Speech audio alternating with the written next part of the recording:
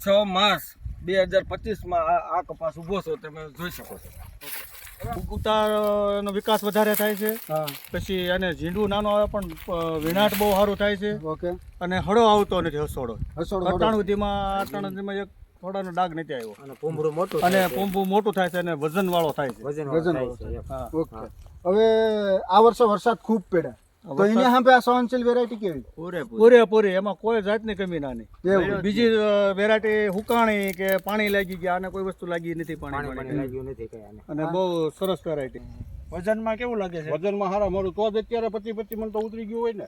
નો નથી. આમાં તમે જોવો એ ખડો નથી. પેલું પૂંભું છે એ સારું નીકળ્યું. અને આ ધનલક્ષ્મીનું અગ્નિવીર વેરાયટી વાવા જેવી ખરી? આ જોવાય. બીજું વાવવા કોશિશ કરાય જ નહીં. ઝીંડવાની સંખ્યા છે નાની છે પણ એની ફાટ મોટી છે અને વીણવામાં પણ આ સરળ આવે છે. તમે જોઈ શકો છો.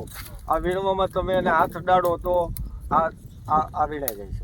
અને વીણવામાં મજૂર પણ સ્પીડમાં આ કપા વીણવા માટે આવે છે કે અમારે તમારો કપા વીણવો છે. વેરાયટીથી એક ટૂંકી ઘડીએ હાલ છે, ઝીંડું મોટું છે અને તળ એટલે જે એની ફાટ છૂટી પડે છે એ સારી છે અને ટૂંકી વેલે ઝીંડવું છે અને ઉત્પાદન ખેડૂતને સારું મળશે આમાં. બીજી વેરાયટીની આપણે અમે તો જોતા હોય બધી કંપનીની બધી વેરાયટી, એમાં અમને અત્યારે જે ઊભી છે કે લીલી, કોઈ પીળો પાનની, કોઈ પીળો છોડની અને લીલી કાચ છે એટલે હજી જે ઝીંડવાની સાઈઝ છે સિરીઝ જે સાપા બેસવાની એમાં પણ હજી ઝીંડવું બંધાઈ જાય છે એવી આપણને અત્યારે નિદર્શન પ્લોટ માંથી બતાવે છે અને સારામાં સારું ઉત્પાદન મળશે. આજની તારીખ ટૂંકમાં 9/11 આવો પ્લોટ આપણે મહુવાની આજુબાજુ જોવા મળે. સારામાં સારો કહેવાય. સારામાં સારો. ટ્રીપ ને પોપટી ને કોઈ દવા થોડીક ઓછી રહે છે. હા. ને વેરાયટી તો આ તો વરસાદના હિસાબે નકર તો આમાં 50 મણ કપાસ થાય એવો કપાસ છે એમ. એટલે આવો જ કપાસ છે અત્યારે આપણા છોડ નીચે ઉભા છે. આવો જ આખો કપાસ દેખાય છે તમને? આખો કપાસ આવો જો.